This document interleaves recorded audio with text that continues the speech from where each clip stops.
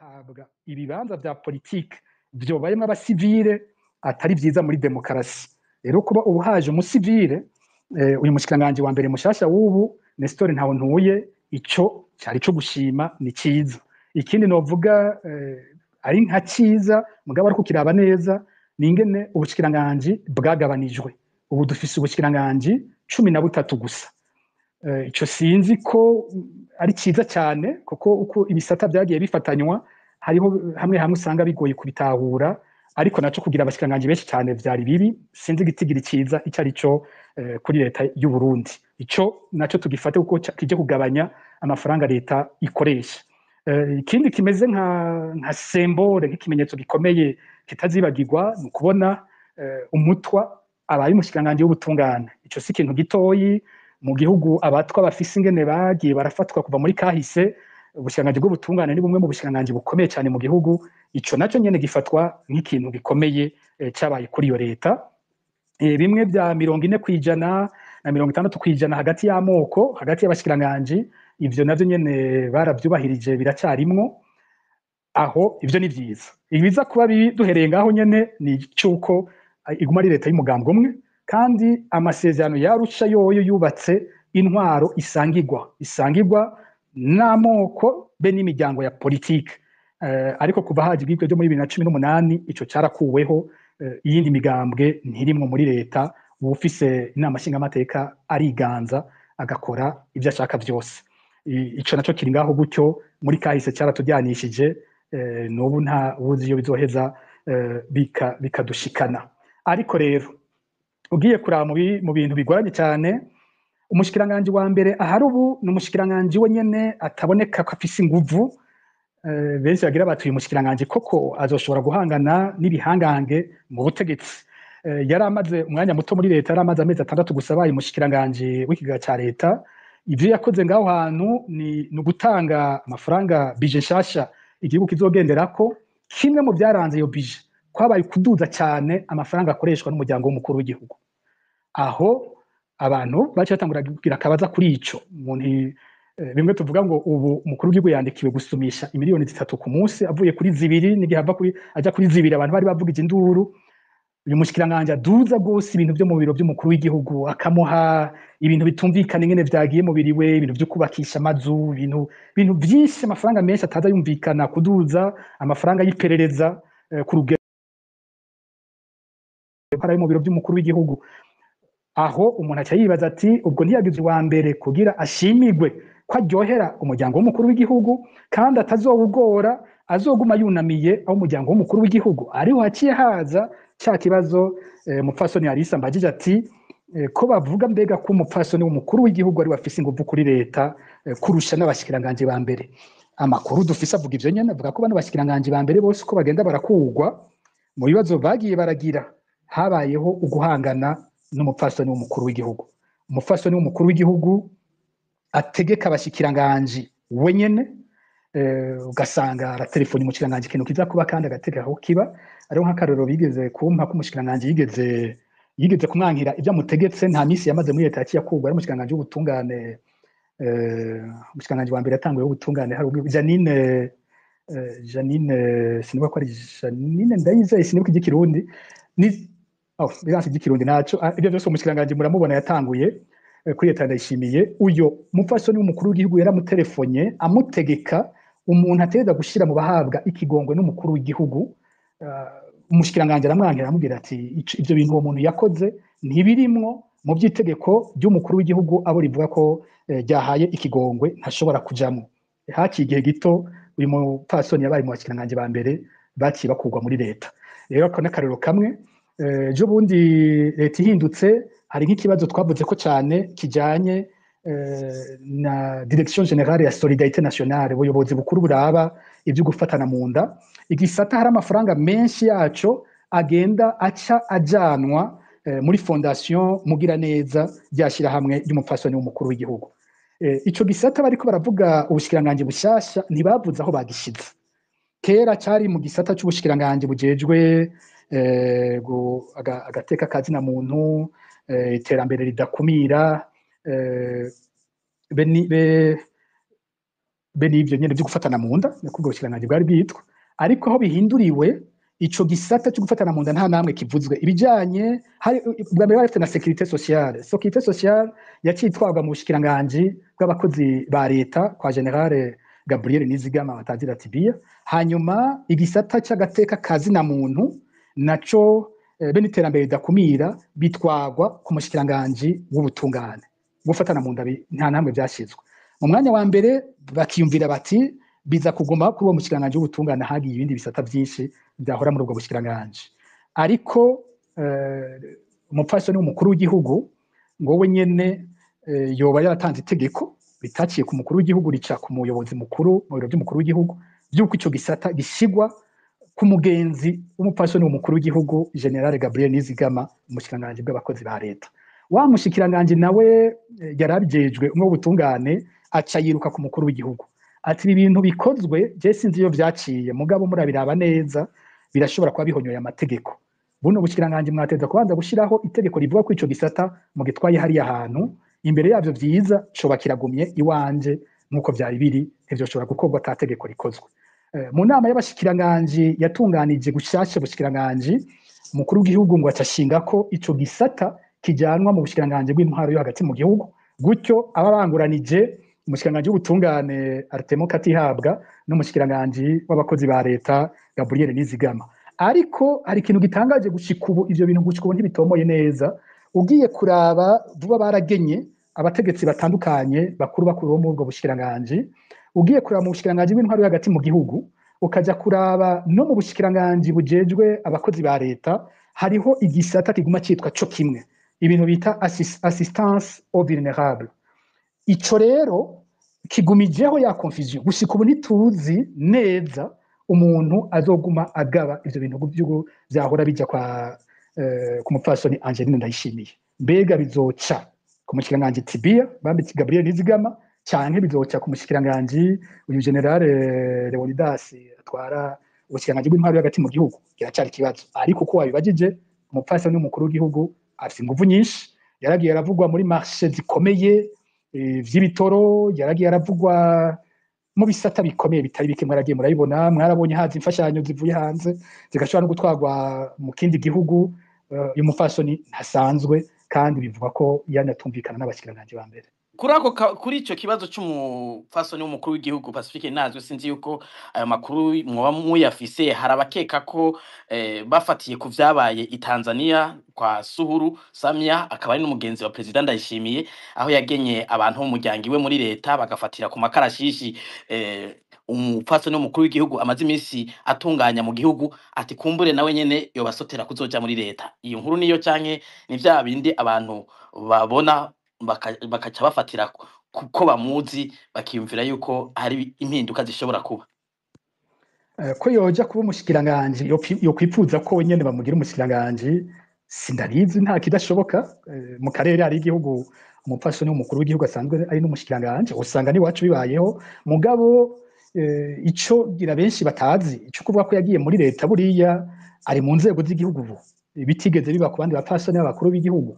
President Ndayishimiye niwe wa mbere yashizeho itegeko rituma umupfasoni wiwe agira ibiro bihinduka igisata c'ibiro by'umukuru w'igihugu, cyo mu biro by'umukuru w'igihugu. Ni kimwe mu bisata ijya bita ngo Office de la Première Dame pour le Développement, OPDD. Ni ubu ni gisata kimwe mu bisata bikomeye byo mu biro by'umukuru w'igihugu. Niyo bakoze amafaranga leta izokoresha, ico gisata usanga naco nyene cyanditswe amafaranga gihawe, kandi muri bya bisata bironka amahirwe y'uko bidugirizwa buri mwaka amafaranga bizokoreshwa, igisata cy'umupfasoni w'umukuru w'igihugu naco nyene kironswa amafaranga gutyo. Umuyobozi wiwe mwishikira sinzi ko cyamwita secrétaire exécutif sinibuka izina bari haye, n'umuntu yahoze ari umushikiranganje kugira berekane urugero ico gisata kiriko. Ni Dr Tade Ndikumana yahoze ari umushikiranganje w'amagara y'abantu. Hanyuma kandi n'igihagararo ciwe, uwo muntu afite igihagararo kingana n'ic'abashikiranganje. Urumva nimba uwitwa ko afasha umupfasoni n'umukuru w'igihugu afise igihagararo kingana n'ic'abashikiranganje, uca wumva uwo mutwara nawe urugero aba ariko ko ari runini cyane. Rero abibaza ko yoba atari muri leta ahubwo ariyo, abibaza ko atarimwo mu nzego z'igihugu arimwo, no muri za ngorane bagiranira n'abashikiranganje ba mbere nuko hariho amafaranga agenewe ibisata bimwe bimwe vya leta usanga catwagwa muri OPDD canke agatwagwa muri fondation Mugiraneza. Amafaranga yokoze mu gisata c'amagara y'abantu, amafaranga yokoze muri ibi vyo gufashanya, amafaranga yogiye mu gisata c'indero, imfashanyo ziza ziva hanze zogiye muri ivyo bisata, usanga aho kuja ngaho bica bihabwa fondation Mugiraneza canke bigahabwa ya office de la première dame pour le développement. Aho niho hava ingorane zikomeye hagati y'umushikiranganje wa mbere n'umupfasoni mukuru w'igihugu. None Pacifique Ninahazwe muravye amateka agenga ingene leta ijaho n'ivyikurikiza ivyuko umukenyezi w'umukuru w'igihugu agira ikibanza kingana gutyo muri leta agahabwa na budget gukoresha ivyo vyoba vyemewe n'amategeko, mbega ntivyoba ari malversation? Sinzi uko umuntu yovyita muri uyu mwanya, sinzi ko noronka neza izina nza kubiha, mugabo ico bikoze urwego ruhambaye nk'ubwo vyiza rwari rukwiye kuba rwategekanijwe mu itegeko ryaciye mu nama nshingamateka, ariko nta tegeko nyene nk'itegeko ryabayeho, n'ingingo y'umukuru w'igihugu yidugirije umupfasoni wiwe amuha amabanga akomeye, noneho haja n'urugero rwo kumuha budget idasanzwe. Uyu mwaka nibaza ko afise budget y'imiliyaridi 2 iruhande y'ivyo bindi byose bica biza bivuye muri izo mfashanyo cyazirunge kwa aho iwe. Rero ku bwanje sinaje naciteguriye ngo mbe nacize neza ngo nshobore kwemeza ko amategeko yahonyowe, ariko aho hantu hari ikibazo. Umukuru w'igihugu yifatira ingingo zijanye n'umukenyezi wiwe akaca ahabwa ibibanza bidasanzwe, ntavyo nzi yuko ata amategeko ashobora kuba yarahonyowe. Ego Pacifique Ninahazwe mu kanya turatandukira igice cya gatatu, ariko mbere ko tuja mu gice cya gatatu muri uno mwaka nyene harabaye indinganizo nshasha y'intara ijanye n'intara n'uburongozi mu gihugu. Mbega ivyo vyo hari ico mu bikema ayo se amajambere yabaye muri Focode mu vyo mwakurikiranye ntico bakiri mu vyo mwashimye? Ikiza kubatangaza nuko mu bantu ba mbere bigeze gusaba yuko ivyo bibaho ari Focode nyene. Itangazo twigeze gukora igihe intara ya Rumonge yavuka, twari twabishizemo ivyo, twavuga tuti ntivyumvikana ibi vyo kubandanya bagwiza intara ziba nyinshi cyane. Rumonge twasaba yuko aho kuyigira province bayigira mairie. Twavuga tuti habeho itegeko rigenga ibisagara bikomeye, kujya hariho mairie ya Bujumbura, habeho mairie ya Rumonge, kumbura habeho mairie ya Ngozi na mairie ya Kayanza, bambe plutôt ya Gitega. Niko twavuga. Hanyuma intara nazo batere baraba ingene bazifatanya kugira ngo ikomine ihabwe inguvu zikomeye n'uburyo bukwiye. Inyuma yaho harabaye ico guha amakomine budget ingana n'imiliyoni 500 ku mwaka. Ico naco cyari ciza ko twabona kigiye muri kumwe twari twanabisavye, mugabo ikitakurikiye ico gihe kwari guha abahinga bakwiye batuma ikomine imenya gukoresha neza ayo mahera, bikayiduza amakomine agakomera. Ntavyo twabonye ivyo bintu. Ubu rero bagabanije intara, umengo ni vyiza, umenga vyagiye muri ya ntumbero. Mugabo ingorane umugani wa Faustin Ndikumana y'impinduka zose zikorwa n'intwaro ya CNDD-FDD, amareforme yose bakora ni impinduka zitategurwa neza. Usanga ishusho y'inyuma ari nziza kuko ari ikintu cyavuzwe, ugiye kwinjiramwo vya bindi ukabibura ivyo abanyagihugu bategerezwa kungukirayo. Aha muca mubaza muti ubu nibihe nk'ivyo? Reka tubanze dufate nk'ibihushane. Uravuze uti haraje intara zirabaye ni 5, mbega haje mbenga ni 5. Intara zirabaye 5 kandi intara urazihaye inguvu zose ko ibintu bizoba biraye mu ntara, ariko atani umwaka urahaca haciye amezi 3 canke 4 ukazobona haciye hagenwa abatwara amasentare mu ntara. Uzo kumvira ico gihushane kiri aho hantu. Hari intara 5 ariko dufise amaparke y'intara 18. Ni gute tugira intara 5 tukagira parke z'intara 18? No kuvuga mu butungane ibintu byagumye kwa kundi nyene. Umuntu intara zarasambaguwe, ugasanga ikomine kanaka yahora mu ntara iyi bayikuyeko bayitwaye mu yindi ntara y'iruhande. Mugabo parke bazokwegukira abanyagihugu baho, bakazoguma begukira intara bahoramwo bagifatanya n'ayandi makomine batakiri kumwe. Ivyo bikagwa vyitwa ko ari ntara imwe mu butungane, ariko mu gihugu iyo ntara itakibaho. Aho ni hamwe. Ugiye mu gipolisi nuko amakomisariya y'igipolisi mu ntara yubatse ku ntara zahahora. usanga aho komisariya y'igipolisi mu Kayanza, komisariya y'igipolisi mu Kirundo, izo ntara ntizikibaho, ariko yari komisariya provinciale kandi baracitwa commissaire provincial wa Kirundo. None ni provincial, ni province yahe kandi iyo ntara ya Kirundo itakibaho mu Burundi. Ibintu bibandanye bimeze uko. Ukagenda mu gisata cy'ubuvuzi, mu bindi bisata, ni mu bisata mu by'indero barakosoye, mu by'indero bagize amadepe ama direction provinciale y'indero bo bayashyize ku rugero rw'intara zishasha, ariko mba hari ibindi bisata ibintu bitateguwe. Ubundi iyo decentralisation yakozwe neza, umunyagihugu mu ikomine yiwe nta kintu yarakwiye kuja kurondera ku rugero rusumbugo. Ibintu bamubakiye ikomine imutuma ivyo akenera nka vyose abisanga muri ya komine yiwe. Iyo komine igahabwa inguvu nyazo, ku buryo habaho ikintu kimeze nka gouvernement local, ikaba leta yo ku rugero rwa komine nyene. Iyo leta ikabifata ingingo ku bijanye n'ubuzima bwose bwo munyagihugu kuri urwo rugero. Ibiza kurengeraho bikaba ari nk'ivyiyungururizo bikomeye, mugabo ibijanye bindi byose umunyagihugu akenera vyihuta byose akaba ashobora kubironka mu ikomine ikomeye yahawe inguvu, yahawe byose. Guhabwa byose harimo ko komine ikironka abahinga bakwiye kubisabwa nyene kuri ubwo buzima bw'umunyagihugu. Gushika ubu nta mpinduka ndumva ikomeye ijanye na administration communale, ku buryo yumvikana ko isigaye ifise inguvu zo kugaba education, amagara y'abantu, indero, ibindi bibazo byose bikomeye by'ubuzima bw'umunyagihugu.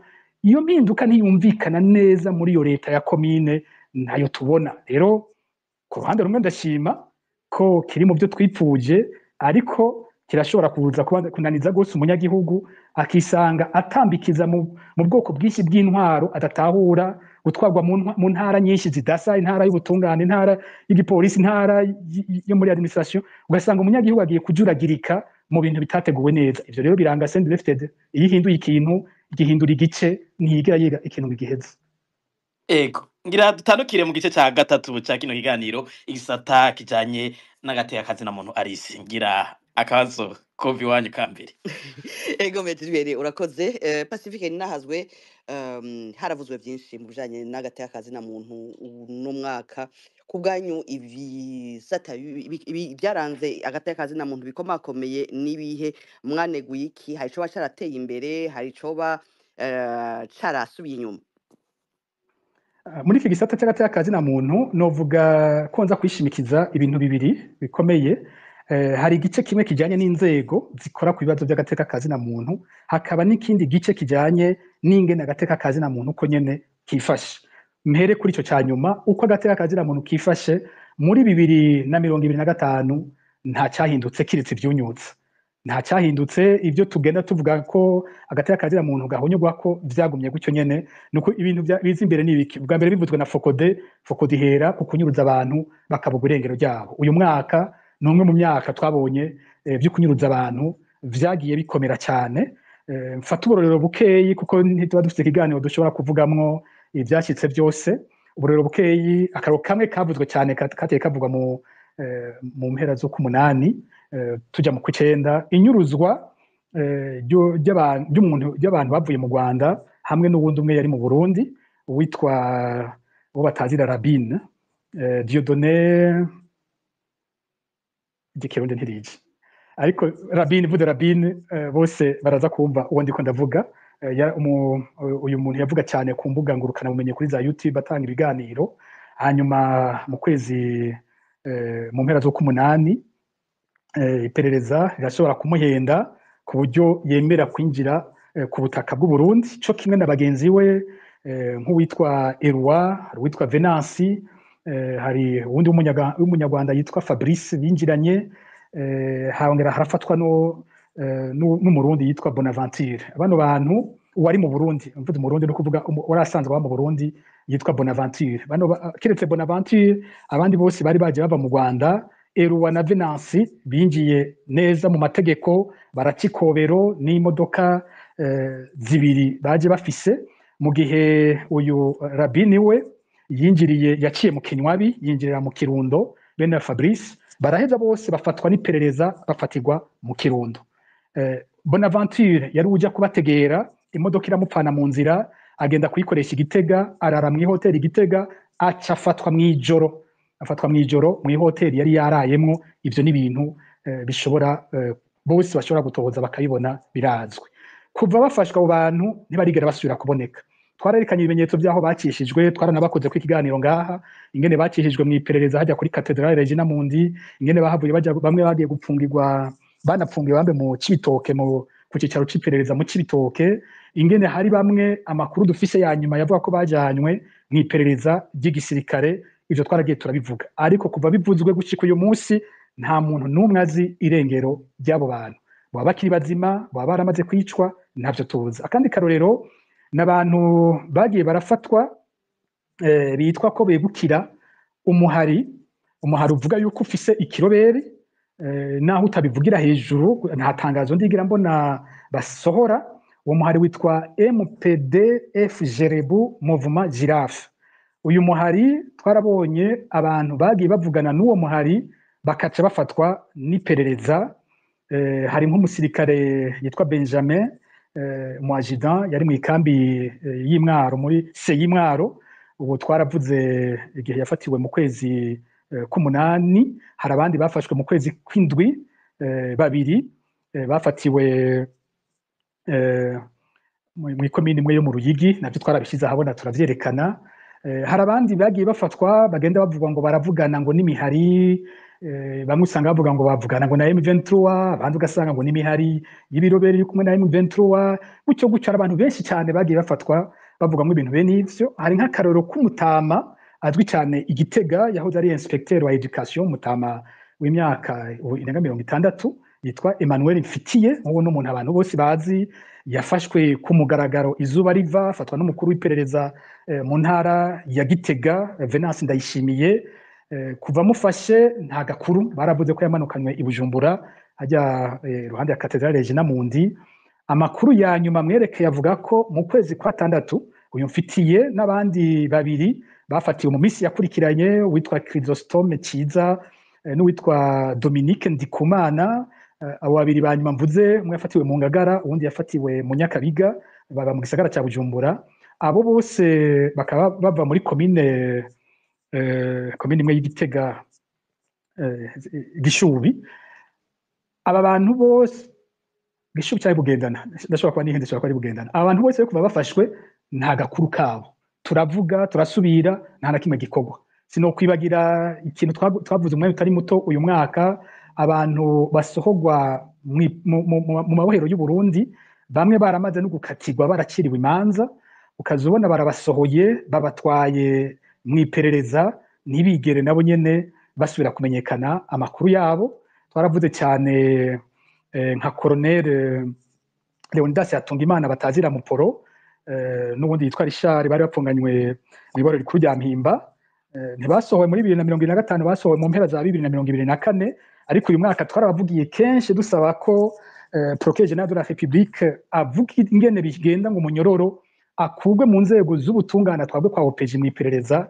Gushika uyu munsi nta nyishu, n'imiryango y'abo bantu ntirigera isubira kubabona kuva uyu mwaka utanguye. Aha naho nyene ni kimwe mu bimenyetso by'ingene hagati y'akazi na muntu kariko karahonyangwa mu gihugu muri uyu mwaka wa 2025. Ntanze ubwo burero bukeyi nari gushobora kuvuga n'abandi benshi. Ibindi bintu twagumye tubona, ibiziga bitogwa hatari hake mu gihugu, bakaca bashingurwa atamatohoza abaye ngo abo bantu bamenyekana baribo, cyane ngo hanamenyekane ababishe abaribo. Ivyo bintu birabandanya kandi bimaze imyaka myinshi.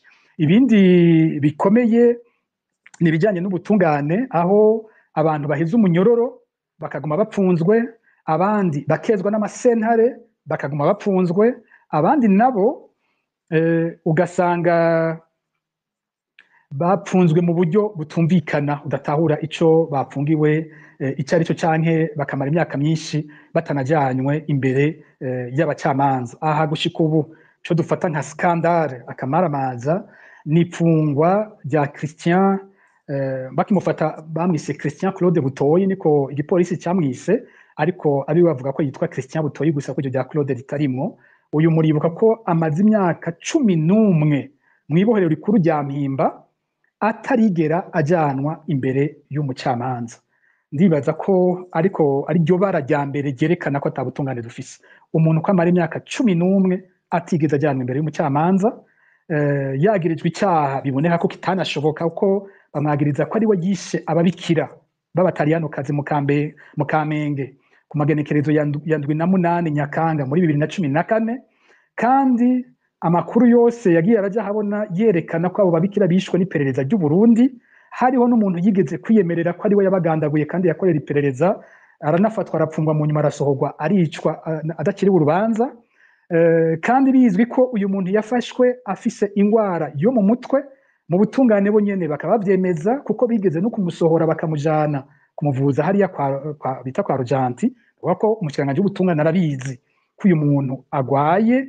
Uravye uko vyakozwe, umuntu agwaye akaba atanakumwe yari gushobora kwica bajya babikira incuro zibiri, kuko abantu bavyibuka ababikira babiri ba mbere bishwe ku mugoroba itariki 7, hanyuma itariki 8 mwijoro umubikira wa gatatu aricwa. Ico gihe aho hantu haza hakikujwe n'igipolisi, nta kuntu na kumwe boshobora gusigura ingene uyu muntu yari yigwariye mu mutwe yahavuye ashobora kuza agasubira kinjira ahantu hakikujwe n'igipolisi. Ibimenyetso byose byarerekanye ko by'ukuri uwabishe yari yagumye indani, yari umukozi w'iperereza. Habaye n'ubuhinga bwo kumusohora mu nyuma, bitabonetse ko bamusohoye. Ibyo abantu bose baracyavyibuka, kino bigaruka ko sico kiganiro cuno munsi. Rero nibara ko uyu muntu agipfunzwe. Hariho abantu twagumye tuvugira kenshi, twagarutse ko nk'akarorero abo ni nk'umenyesha makuru Sandra Muhoza apfunzwe mu karenganyo kadasanzwe, kandi ipfungwa ryiwe risa rihagaze ku bwoko bwiwe, bisa nuko azira icyari nk'ubwoko, iruhande yuko ivyo yafatiwe byavugiwe muri groupe WhatsApp y'abamenyesha makuru. Hariho ipfungwa rya muganga Christophe Sahabo twagarutse ko kenshi ribonekamwo akarenganyo katagira izina, ariko ibona ko leta idakeneye kumurenganura, ahubwo bakeneye kumunyaga we nabo bafatanije gushinga ibitaro Kira Hospital. Nubwo burorero bubiri nogaruka ko, ariko muri ico gisata abantu twavuze ko ni benshi bagenda bararenganywa. Ngiye ikindi kintu novuga mu bijyanye n'agateka na muntu n'ibijyanye n'uburenganzira, umwidegemvyo w'abanyagihugu bitwita les libertés publiques. Uravye ingene uburenganzira bwo gusohora ivyumviro vya politike bumeze, ingene abantu bagishobora guhagarikwa canke bakicwa bazira ivyumviro vyabo vya politike, ibijyanye n'amaradiyo mu Burundi gushika ubu atamwidegemvyo uboneka ku maradiyo, nayo nayitwa ko yigenga yemerewe gukora afise ibibazo adashobora gukorako. Byinshi muri ibi bintu turiko turavuga ngaha ntibishobora guca mu iradiyo iri mu Burundi. Ejo hari umuntu nabajije w'incabwenge, ndamubaza nti mbega nk'ibi bintu tuvuga byo muri Kongo, muri mu Burundi muravyumva? Turiko turavuga abasoda bariko barapfa, mu Burundi bona hameze gute? Abantu birabona ko ari ikibazo bazi bafise, ati nta na gato tico kina umuntu yaba adasoma ku rubuga iwawe ntamenye ivyo bintu ko biriko birabaho. Ivyo bintu bizwi n'imiryango yabo, umuryango ubuze umusirikare ntiwumenya ko abasoda bariko barapfa, nayo ubundi mu gihugu nta gakakira, nta kivugwa, nta radiyo n'imwe bivuga. Muce mwibaza nko mu myaka y'imbere hakiri amaradiyo yigenga, RPA ikiri nko mu gihugu, ingene kino kibazo cy'abasirikare muri Kongo cyari kuba kitariko kiravugwa mu gihugu. Rero abarundi barimwa uburenganzira bwabo bwo kumenya ibijyanye n'ubuzima bw'igihugu. Umuntu yogaruka ku bijyanye n'amashyirahamwe yigenga, uyu mwaka nta cyahindutse ku bijyanye n'amashyirahamwe yafuswe, abahanya agateka na muntu birukanywe n'ivyabo bigafatwa, ahubwo hongerejwe gutoteza abaharanira agateka na muntu, aho twimviye nk'umukuru w'igihugu antuka jewe, atuka mukuru wa Parseme, mu nyuma ejo bundi yaravuze ku mupfasoni Gapia twarishira hamwe ANSS. Biraboneka ko ari leta itumva abaharanira agateka na muntu kandi itimirije korosha igikorwa cy'abaharanira agateka na muntu. Reka nce ngira ko nje kubijyanye n'inzego nazo ziraba agateka na muntu, hari impinduka twagiye turabona uyu mwaka. Bwa mbere bw'urwego rukuru rwitwa ko rugezwe agateka na muntu ni CNDH. Ivyabaye uyu mwaka n'agatangaza, twabonye umukuru wa CNDH ahunga igihugu, ahunze kubera ko avuga ko umutekano wiwe nawo wari ubangamiwe, ahejeje gusakwa afata inzira y'uguhunga, mu gihe mu nama nshingamateka umukuru w'inama nshingamateka yari yamuhagurukiye amwagiriza ko yonona amatungo y'uwo mugwi. Ni umugwi kandi wari usanzwe wagiye urabonekamwo izindi ngorane, aho hariho nk'umwe mu bagize biro ya CNDH yari atandukanye, itegeko rimugena ryaje ritandukanye n'itegeko ryatowemo n'amashingamateka rivuga abagize biro ya CNDH. Bikaboneka ko mu biro by'umukuru w'igihugu bubahutse guhindura itegeko, ikintu cyatowe n'amashingamateka bakagihindukiza bakagira ukundi. Mu nyuma havuye habaho aho inama nshingamateka yo nyene yiha ububasha bwo gushiraho uwundi mugwi, umugwi wa mbere utahejeje ikiringo cawo, bikorwa hahonyowe amategeko yagenga CNDH. Mbere gushika uyu munsi uwo mugwi mushasha wa CNDH uriho, ariko uriho utajyanye n'itegeko rigenga CNDH. Mu nama nshingamateka Gerard Ndabira avuga ko ategeza gushiraho irindi tegeko rigenga iyo CNDH, ariko uyu munsi dufise CNDH idahuye n'amategeko kuko bariho habanje guhonyorwa itegeko ryari rihasanzwe.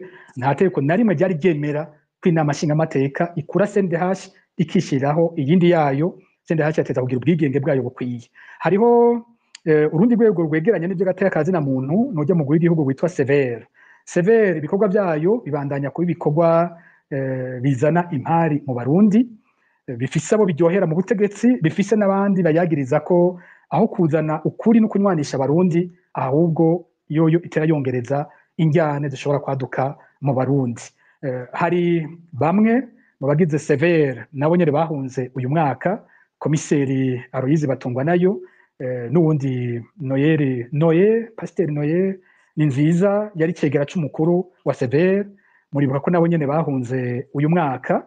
Mu ihunga ryabo mbere yo guhunga babanje gutegekwa n'umukuru w'inama nshingamateka ko batanze imihoho, baje imbere yiwe baramusinyira ku nguvu ko batanze imihoho. Twarabonye ikiganiro Aloyize Batungwanayo yahavuye atanga mu nyuma, arasigura ivyo bintu byose, yongera aranavuga ko hariho kutumvikana gukomeye n'umukuru mu Sever, kandi mu byo batumvikanye ko hakaba harimo ibyari gutuma haboneka ukuri kuri kahise ku Burundi, nk'abantu bamusaba ko yohamagara ngo bumvirizwe kuko bafite ibyo bazi muri kahise. Umukuru wa Sever Pierre Kabenda yicariye nawe akavyanga. Urundi rwego novuga rukomeye ku biraba n'agateka kazina muntu mu Burundi ni urwego mpuzamakungu, uyu bita rapporteur spécial des Nations Unies sur la situation des droits de l'homme au Burundi, Fortune Zongo. Mwarabonye ko mwishirahamwe mpuzamakungu ONU bakiriye raporo yiwe, bongera barasubira baramwongera umwaka wo kubandanya akora ico gikorwa, mu gihe leta y'u Burundi yari yakoze ibishoboka byose kugira ngo ico kintu ntigisubire kubaho, ntihagume hariho urwego rwigenga mpuzamakungu rukurikirana agateka kazina muntu mu Burundi. Urwego rwa nyuma nohereza ko rwo n'urwego cane cane rw'igihugu, ariko mu byo rukora mu by'agateka kazina muntu ni ibi byo mu butungane. Irihinduka rya Procureur General de la République si ikintu dufata ko ari gito. Uyu Leonard Manirakiza twamwagiriza rwose ko ari imbere mu bijanye no guhonyora agateka kazina muntu. Bimwe byose tuvuga byo mu butungane by'abatari kugwa bahejeje iminyororo canke bejejwe, yarabifisemo uruhara rukomeye cyane. Akarenganyo kabera mu butungane Procureur General gafise ko uruhara rukomeye, ni nawe akorana cyane n'inzego z'iperereza izi nyene zirenganya Abarundi, zibica, zibanyuruza, ntihagire ico zibazwa. Uwo Procureur General de la République twabimushirako. Rero kuba yakuwe tubona ko ari ikintu ciza, igisigaye no kumenya ko uzokurikira hari icyo azohindura.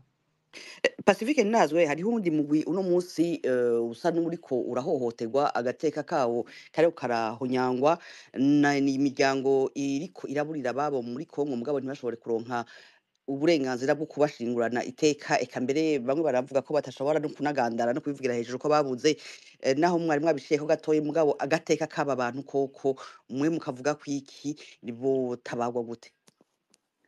Nibyo ni ikibazo gikomeye cyane. Ingorane kenshi tugira ibibazo by'igisirikare mu Burundi ntibivugwa. N'ubu nabivuze ko yitwa umwansi w'igihugu. Hasi nkekeranya ko ibi twavuze uyu munsi guhera ejo ikiriho kizoba cyanditse article itagira uko ingana y'ukuntuka yo kuvuga ko ndiko ndakorana n'abansi b'u Burundi, ariko ibyo ndabimenyereye ntaco ncera ngira ngo naco gitinya. Rero imiryango yaburira babo muri Kongo n'ukuri irahohoterwa bikomeye cyane. Irahohoterwa ubwa mbere bwo bategeza kuronka guhabwa amakuru yose ajyanye n'ibyashikiye ababo. Birababaje ko umuntu abura uwiwe hanyuma hagaca igihe kinini igisirikare kitavuze uwiwe uwabo icyamushikiye icarico. Uwupfa umusikara apfuye, hari uba yubatse, abafise ibibondo, abari serugo, abafise umukenyezi, aba bose bategerezwa kubwirwa ukuri ku byashikiye iwabo. Ari umusore naho arafise abavyeyi, arafise abo bavukana, aba nabo nyene bateza kumenyeshwa ivyashikiye uwabo. Birabaje rero kubona hagumaho agacerere, birabaje kubona umusirikare yigura igihugu ntahabwe iteka rikwiye. Twarabonye muri iyo ntambara nk'abasirikare ba Afrika y'Epfo bapfiriye muri Kongo uko vyagenze, igihugu cyose kirabakira kikabunamira, igihugu kikamenya ko hari ingabo zapfuye kandi zarungitswe mu gikorwa n'igihugu. Iwacu nakanywa ababo umenga umusoda apfuye arateye isoni, nta kumuvuga, kirazira, nibara kunamushyira habona unabivuze ubura umwansi ngo w'Uburundi. Icya gatatu no igikorwa barimo uko kimeze, turamaze kukivuga ko kenshi ngaha kimeze umenga ni mercenaria. Mercenaria iyo umuntu agiye kuba umumercenaire, iyo umuntu mu mercenaire umva n'uwo muntu ahabwa ibikorwa by'ubugwanyi akabihembegwa, hateza kubaho amasezerano atomora neza uyu mu mercenaire ingene ahembwa. Icya kabiri, iyo hagize ikimushikira ikizoheza kigahabwa umuryango wiwe nk'ishumbusho. Twarumvise ko hariho imiryango imwe imwe yoba yaratanguye guhabwa inshumbusho, ariko ni ibintu bikorwa mu kinyegero bitazwi. Imiryango nta kibanza kubazwa, imiryango nta jambo ibifise ko, ugize Imana bakaguhamagara bakavuga ko mwebwe mwabuze umuntu hari ico babaha, mushimira Imana, nta jambo naritoye mwebwe mu bifise ko. Ariko hateza kuba hariho amasezerano yaritomoye imbere, wagiye muri iyo ntambara akaba abizi, umuryango wiwe ukabuzi neza ikizoshika umuntu wabo aramutse agwa muri iyo ntambara. Rero ngaha turasaba ko iteka ry'aba bantu ryubahirizwa. Aha hariho umugwi ugira gatatu, uwundi mugwi tutavuze ahubwo ngira nasa n'uwibagiye, ni abasirikare bapfunzwe abasirikare 272 bagirizwa ngo bataye urugamba muri Kongo. Bano basirikare mwibuke ko hari mu mpera za 2023 nimba ntibeshe, muri Kigarama niho abasirikare b'u Burundi bari muri Nord Kivu bahuye n'ibyago bidasanzwe, baricwa ku rugero rukomeye mu birindiro bari barimwo, baratabaromuka barahunga, basanzara mu mashamba, bamara igihe bamwe barabuzwe, baratinda baraboneka. Abashoboye kuboneka babahuriza ahantu hamwe, aho babahurije uwatwara ingabo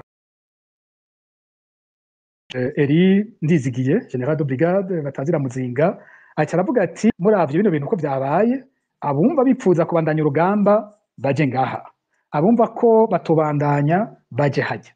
Bamwe bavuze ko badashaka kubandanya urugamba baca barabaha nibibatahana, bamwe barabaha ubwato, sinzi ko arabo barahawe indege sindavyibuka, basubira mu gihugu.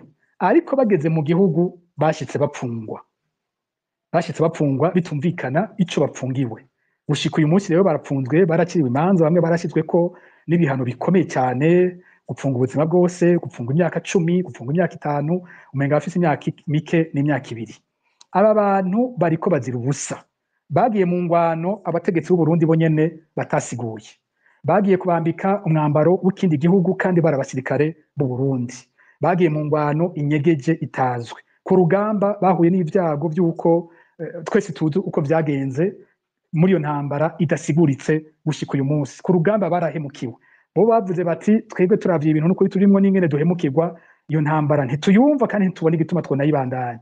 Nuko utayibandanya barabisabwe, bavuze bati wumva adashaka kubandanya naje hano tumutahane, baratahana. None ikosa ry'abo basirikare niriye.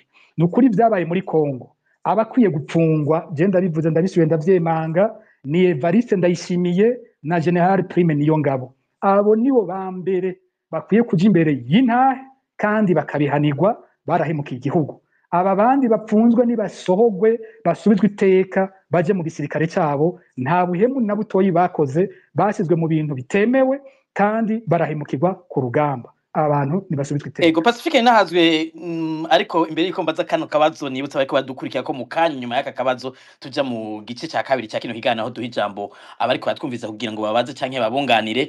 Akabazo nagomba kubabaza kajanye n'ico nyene mwariko muravuga, intambara ikibera muri Nord Kivu, hari abasirikare bafashwe, M23 iraberekana ko ibafise, mbega abo basoda bo baratashe, ubu twumva ko hari abandi baheruka gufatwa mpiri 118. Abo bose bizogenda gute? Igihugu kirabemera, cyarabasavye ko bataha, ubu barihe? Amakuru yabo ameze gute? Ku kibazo cy'abasirikare bamwe ba mbere M23 yari yarerekanye yari yarafashe, murazi ko M23 yaguma ivuga iti leta y'u Burundi nize bavugane ibasubiza abasirikare bayo. Evariste Ndayishimiye namuribuka imvugo yiwe ko yari iteye isoni, wewe yihakanye abasirikare biwe avuga ngo mwengo mwumvise ngo abavuga ikirundi bose rero gucuvuga ngo nabasoda w'u Burundi ngo bariya ngo nabarede tabara. Muravyibuka agira ikiganiro icese imbere y'abarundi bose. Hariho intambwe yabaye uyu mwaka nuko M23 yashoboye gushikiriza abo basirikare ntihenze yabahaye Croix Rouge kugira ngo abariyo ibasubiza u Burundi. Abo basirikare baratashe, bajya basirikare twabonye baratashe, bari mu Burundi ubu. Mbere mu minsi heze muribuka yuko hariho n'abandi basirikare bamaramajwe bahora muri Congo batashe kubera ko bariko basaba udufaranga twabo. Abo ntitwari twanabavuze ko ahubwo basabye udufaranga twabo bakoreye muri Congo, hakaba amafaranga bari barakoreye muri Somalia, bariko barayasaba hacaba ingingo y'ukubahana, bahabwa ibihano byo kugenda mu gihugu cyose n'amaguru. Muribuka ko twagiye kubivuga ko tukanabikora ko ikiganiro bageze hariya mu Ruyigi, bisa n'ivyabereye amahirwe kuko tubivuze ibyo kubatembereza igihugu cyose byaciye bihagarara. Ubu hajya nyene bari bageze igihe tubivuga niho babagumije gushika uyu munsi, ntibazi ico babikiye, ntibazi ibizobabako, bari hariya. Ico batubwiye kiriya gihe nuko basanze bamwe bari barafashwe na M23 nabo nyene bari batwawe muri ico kibanza, bobo batwawe n'iperereza ry'igisirikare, ubwa mbere biga kubakuramwo amakuru y'ivyo babonye byose muri M23, hanyuma babategurira ibindi bikorwa ubu byoba bijanye n'iperereza rya gisirikare.